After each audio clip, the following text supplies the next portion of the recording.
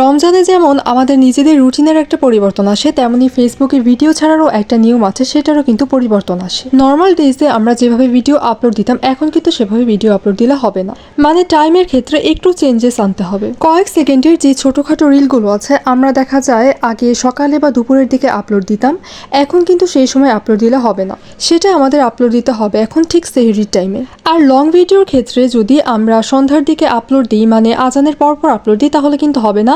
সেটা ছাড়তে হবে একদম ইফতারের টাইমটা শেষ হওয়ার পরপর। আপনি আপনার টার্গেটেড কিছু অডিয়েন্সকে যদি ধরে রাখতে চান, তাহলে কিন্তু নিয়ম মাফিকই আপনাকে এই ভিডিওগুলো আপলোড দিতে হবে। রমজানে ফেসবুকে টাইম ম্যানেজমেন্টেরও একটা যেমন বড়সড় পরিবর্তন আসে, তেমনি আমাদেরও বুঝে শুনে ভিডিওগুলো আপলোড দিলে কিন্তু রিচটা ভালো আসে। আমি গত কয়েকটা রোজাতে একদমই সেটা মেনটেন করিনি। আমি রিসেন্টলি এটা জানতে পেরেছি, তাই মনে হলো তোমাদের সাথে একটু শেয়ার করি। আর মেনটেন যেহেতু করিনি, এখানে আমার রিচ, এঙ্গেজমেন্ট সব একেবারে ডাউন হয়ে গেছে।